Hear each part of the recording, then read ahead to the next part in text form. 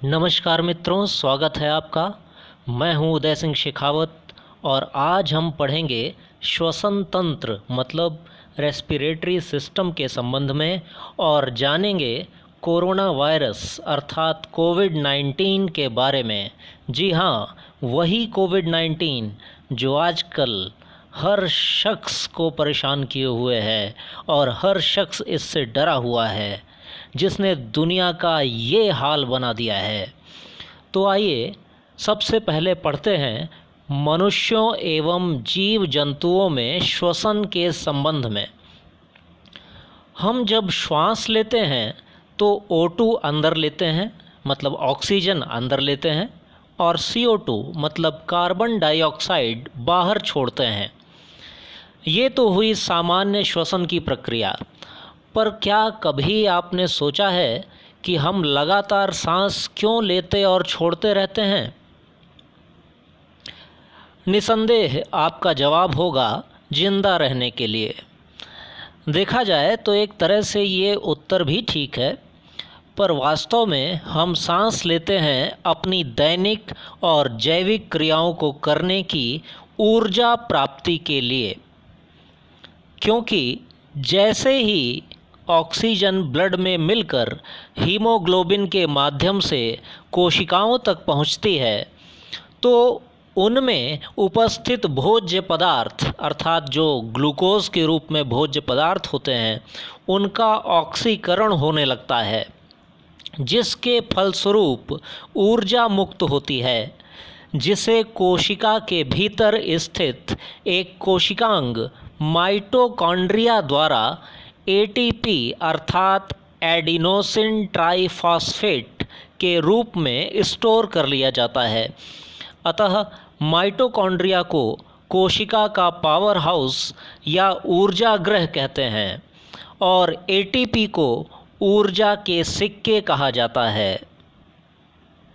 आइए अब नज़र डालते हैं श्वसन के इस समीकरण पर, जिसमें C6H12O6 अर्थात ग्लूकोज का ऑक्सीजन अर्थात O2 की उपस्थिति में ऑक्सीकरण होता है और जलवाष्प कार्बन डाइऑक्साइड तथा एनर्जी अर्थात ऊर्जा मुक्त है।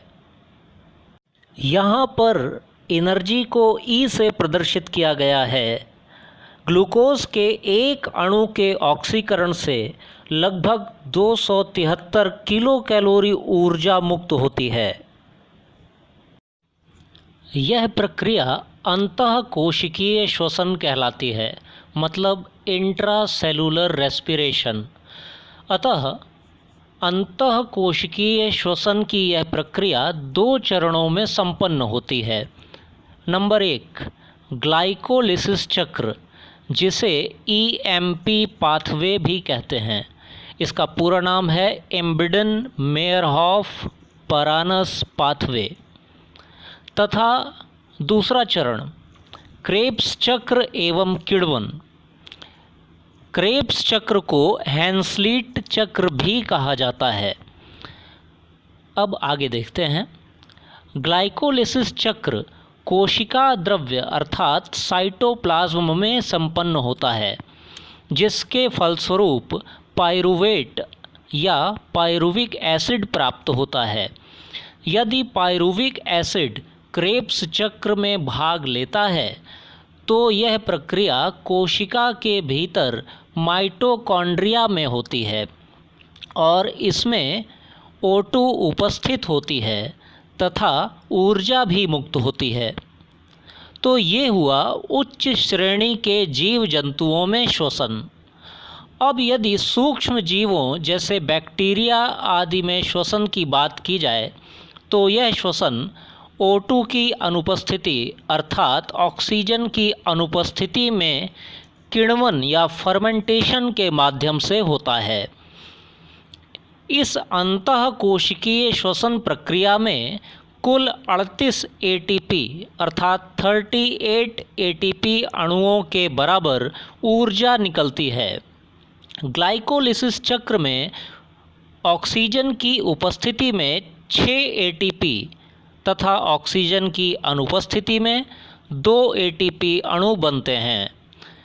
पायरुविक अम्ल जब एसिटिल को एंजाइम A में बदल दिया जाता है तो 6 ATP अणु बनते हैं और क्रेब्स चक्र में 24 ATP अणुओं का निर्माण होता है।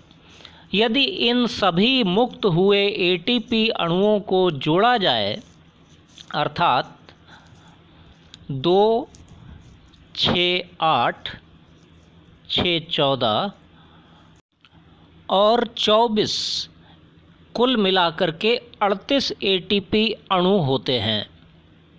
अतः 38 ATP अणुओं के बराबर ऊर्जा मुक्त होती है जिसे माइटोकॉन्ड्रिया में स्टोर कर लिया जाता है और आवश्यकता पड़ने पर यह ऊर्जा शरीर को जैविक क्रियाओं को संपन्न करने के लिए उपलब्ध कराई जाती है। आइए अब देखते हैं किण्वन किसे कहते हैं। सूक्ष्म जीवों में किण्वन अर्थात फर्मेंटेशन की प्रक्रिया द्वारा ऊर्जा प्राप्त होती है, जिसमें सूक्ष्म जीव भोज्य पदार्थों को ऑक्सीजन की अनुपस्थिति में उसे डिकम्पोज करके अर्थात सड़ा गला कर अपनी जैविक क्रियाओं के लिए ऊर्जा प्राप्त करते हैं, जिसमें अंतिम प्रोडक्ट के रूप में एथेनॉल अर्थात अल्कोहल या शराब तथा CO2 प्राप्त होती है।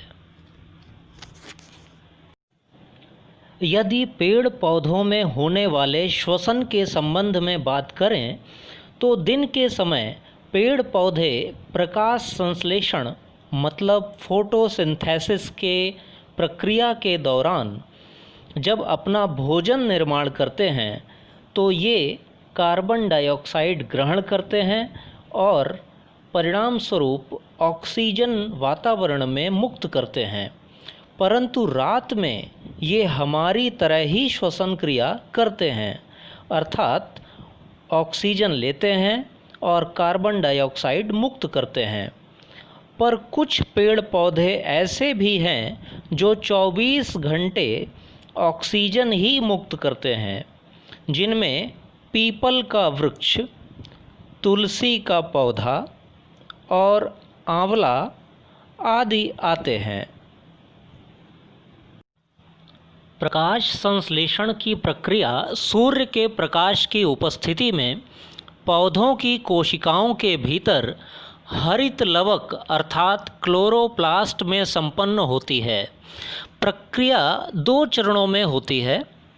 पहला प्रकाशिक अभिक्रिया और दूसरा अप्रकाशिक अभिक्रिया अर्थात लाइट रिएक्शन और डार्क रिएक्शन।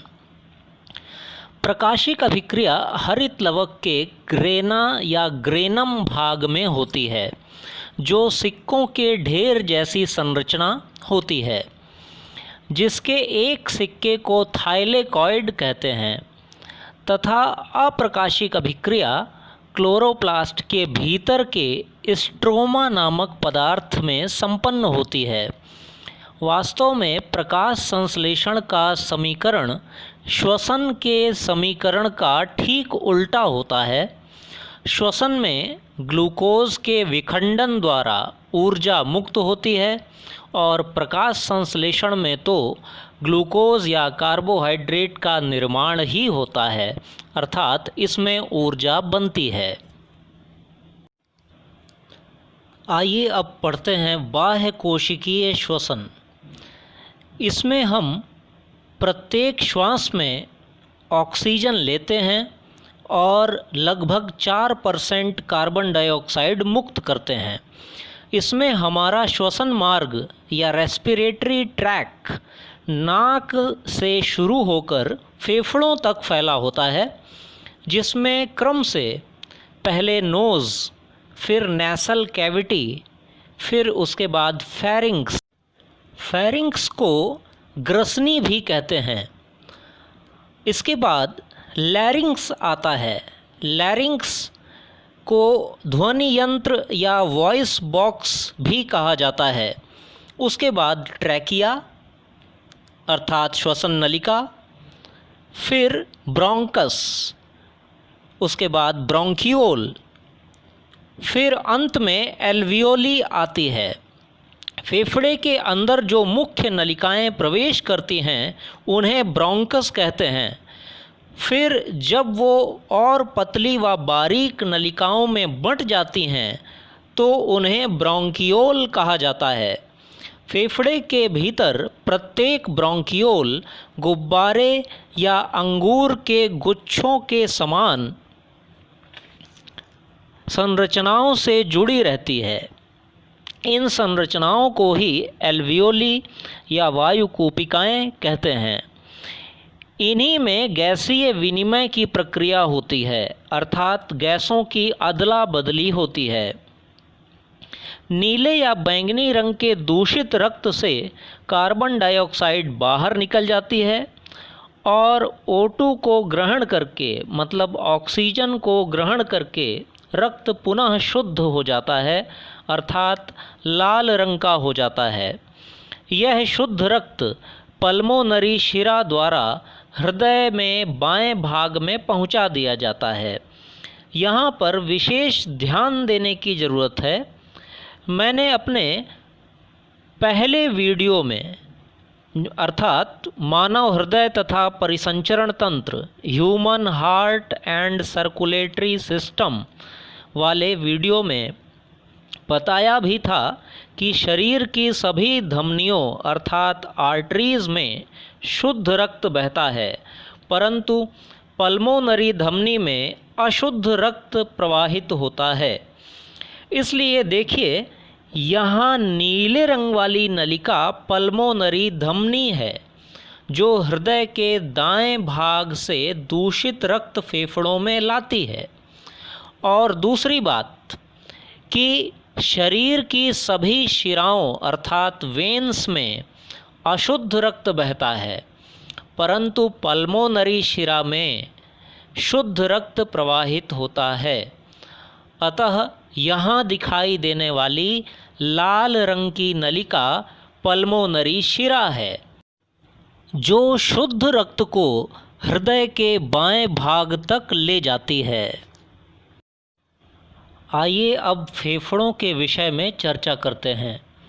हमारे शरीर में 2 फेफड़े होते हैं, जिनमें दायां फेफड़ा 3 पालियों वाला अर्थात 3 लोब्स में बंटा होता है और बाएं अर्थात लेफ्ट फेफड़े में 2 लोब्स अर्थात 2 पालियां पाई जाती हैं। बायां फेफड़ा हृदय को स्थान देने के कारण दाएं फेफड़े की तुलना में कुछ नीचे की ओर होता है। फेफड़ों के नीचे एक झिल्ली पाई जाती है जिसे डायफ्राम कहते हैं। यह श्वसन तंत्र और पाचन तंत्र को अलग करती है। फेफड़े को इंग्लिश में लंग्स कहते हैं, परंतु हिंदी में इन्हें एक अन्य नाम फुफ्फुस के रूप में भी जाना जाता है। फुफ्फुस का मतलब होता है फूलने व पिचकने वाला अंग। वैज्ञानिक आकलन के अनुसार हमारे फेफड़े कभी वायु से रहित नहीं होते। चाहे हम पूरी क्षमता से सारी वायु नाक से बाहर निकाल भी दें, फिर भी उनमें 1500 ml अर्थात 1.5 लीटर के लगभग वायु शेष बनी ही रहती है। हम पूरी सामर्थ्य से फेफड़ों में कुल 4500 ml अर्थात 4.5 लीटर वायु भर सकते हैं तथा निकाल भी सकते हैं। इस प्रकार हमारे फेफड़ों में 4.5 लीटर प्लस 1.5 लीटर बराबर 6 लीटर के लगभग वायु समाहित हो सकती है। सामान्य अवस्था में हम 500 ml अर्थात आधा लीटर के लगभग ही वायु भरते व छोड़ते हैं। यदि एक वयस्क मनुष्य की बात करें तो वह 24 घंटे में औसतन 21,600 श्वासें लेता है, अर्थात लगभग 15 श्वासें प्रति मिनट, जबकि सोते समय हमारी श्वसन दर 4 से 5 श्वासें प्रति मिनट ही हो जाती है। एक नवजात शिशु की श्वसन दर 60 श्वास प्रति मिनट होती है। आइए अब आगे जानते हैं कीटों की श्वसन प्रक्रिया के बारे में। आर्थ्रोपोडा संघ के सभी कीट जैसे मक्खी, मच्छर, तिलचट्टा, मकड़ी आदि सभी में श्वसन पुस्तक फेफड़ों अर्थात बुक लंग्स के माध्यम से होता है।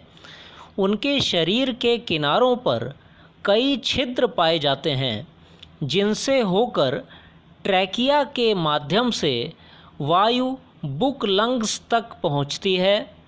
ये बिल्कुल हारमोनियम में हवा भरने वाले पंखे के समान फैलते व सिकुड़ते रहते हैं। यहाँ पर एक केकड़े के श्वसन अंगों को दर्शाया गया है।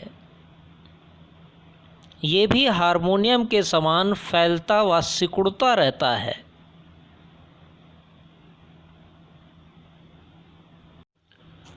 अब बात आती है इस 21वीं सदी की सबसे बड़ी महामारी की, जिसने पूरे विश्व को अपनी चपेट में ले रखा है। इसके विषाणु को कोरोना वायरस या कोविड-19 कहते हैं। यह महामारी जुखाम या फ्लू के जैसे ही संक्रामक है, अर्थात संपर्क में आने से फैलने वाली महामारी है। इसकी शुरुआत दिसंबर 2019 में चीन के वुहान शहर से हुई थी और देखते ही देखते यह Italy, France, Japan, America, India, Russia जैसे पूरे विश्व के देशों में फैल गई और लाखों लोगों की मृत्यु का कारण बनी। कहने वाले कहते हैं कि यह चमगादड़ और सांप का मांस खाने से फैली है, परंतु वास्तविकता क्या है यह तो ईश्वर ही जाने।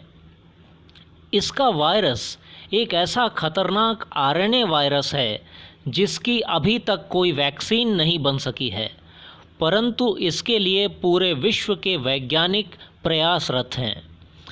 इस कोरोना वायरस में सार्स तथा मर्स दोनों प्रजाति के विषाणुओं के गुण मौजूद हैं।